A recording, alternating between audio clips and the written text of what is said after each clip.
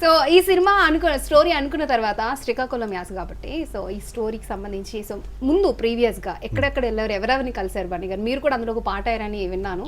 So ఒకసారి అంటే before Srikakulam కన్నా కూడా బిఫోర్ చందు గారు మేము అందరం కూడా వేరే ఏరియాస్ కూడా వెళ్ళామండి. అంటే సో మనీ ఇట్లా పాకిస్తాన్ ఇరుక్కుపోయి వచ్చిన వాళ్ళు చాలా మంది ఉన్నారు.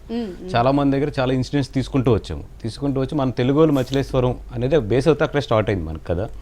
తర్వాత అక్కడికి వెళ్ళి వాళ్ళ దగ్గర నుంచి కొన్ని ఇన్సిడెంట్స్ కూడా ఇన్స్పైర్ అయ్యి అట్లాగా అక్కడ కాకపోతే బేస్ ఇక్కడ తీసుకుందాం తెలుగు కాబట్టి ఈ లాంగ్వేజ్ కానీ ఇవన్నీ కూడా చాలా బాగున్నాయని చెప్పి బేస్ స్టోరీ అక్కడ నుంచి తీసుకున్నాం. బట్ సీన్స్లో చాలా నాట్ ఓన్లీ మచిలేశ్వరం మిగతా వాళ్ళు కూడా చాలా ఇన్స్పైర్ అయినవి ఉన్నాయి.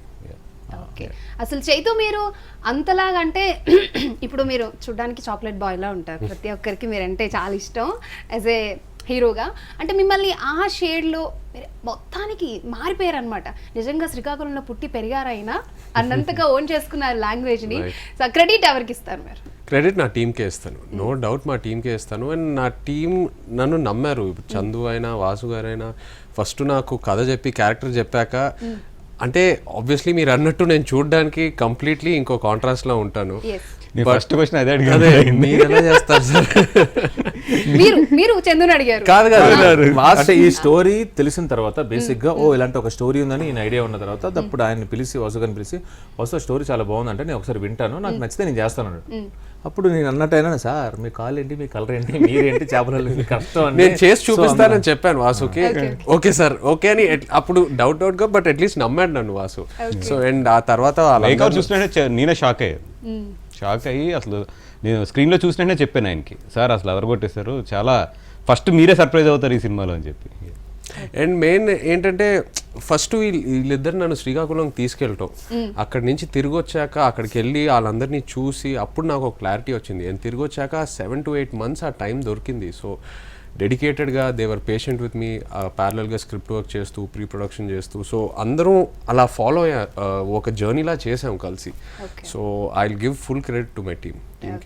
సో మీ బుజ్జితల్లి వచ్చింటే బాగుండేది కదా, అవును కానీ ఎందుకు మిస్ అయ్యారు? బుజ్జితల్లికి పాపం అంటే యాజ్ ఇట్ ఈజ్ అంటే ఒంట్లో బాగాలేదండి లాంగ్ బ్యాక్. అప్పటికి తను ఒక 2-3 days రెస్ట్ తీసుకుని ఏదో ఒక ఈవెంట్కి వస్తుంది. No we miss her. నిజంగా ఇక్కడ ప్రమోషన్స్లో ఉంటే బాగుంటుంది, ఎందుకంటే ఒక లవ్ స్టోరీకి ఎప్పుడు ఇద్దరు both the actors equally contribute. So తను ఉంటే బాగుంటుంది. I'm so happy for her but for the success.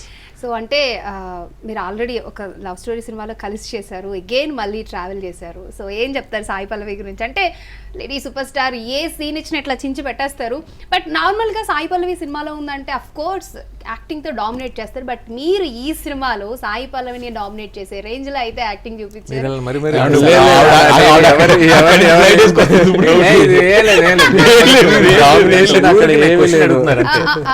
పర్లేదు చెప్పండి. బయట ఆడియన్స్ టాక్ అయితే అది చైతు. సో ఏం ఇన్స్పైర్ అంతలాగా? అంటే మీ ప్రీవియస్ సినిమాలు చూస్తే ఈ సినిమాకి చాలా తేడా. చైతు గారు చాలా జాగ్రత్త కమిట్ చేంజ్ చేస్తున్నారు మీరు. అలా ఏం లేదు. నేను నిజం చెప్పాలంటే ఒక లవ్ స్టోరీలో బోత్ యాక్టర్స్ చాలా క్రూషియల్. అండ్ నా పర్ఫార్మెన్స్ బాగుందంటే అది because of Sai Pallavi's energy. ఇప్పుడు ఆన్ స్క్రీన్ తను ఏదైతే రియాక్షన్స్ ఇస్తుందో, డైలాగ్ టైమింగ్స్, లేకపోతే ఒక ఎనర్జీ ఉంటుంది. మన ముందున్న యాక్టర్ ఒక ఎనర్జీ ట్రాన్స్లేట్ చేస్తారు. సో దానివల్ల మన పర్ఫార్మెన్స్ ఎన్హాన్స్ అవుద్ది. So I give complete due credit to her. ఈ డామినేటింగ్ అట్లా ఏం లేదు. సాయి పల్లవితో ఒక మంచి పోటీగా నటించారు. ఇది ఓకేనా ఈ లైన్? అంటే సింపుల్ గా చెప్పాలంటే మన ఇద్దరి మధ్యన ఒక మంచి అండర్స్టాండింగ్ ఉంది. తనతో ఏదైనా ఫ్రీగా నేను ఎక్స్ప్రెస్ చేయొచ్చు and she does the same with me. So ఏ చిన్న డౌట్స్ ఉన్నా, ఏ క్లారిఫికేషన్స్ ఉన్నా మేము ఇద్దరం చందు ముందు కూర్చొని అప్పుడు చందు అబ్బా వచ్చారా వీళ్ళిద్దరు స్టూడెంట్ లాగా ఇద్దరం బానే ఉంటాం.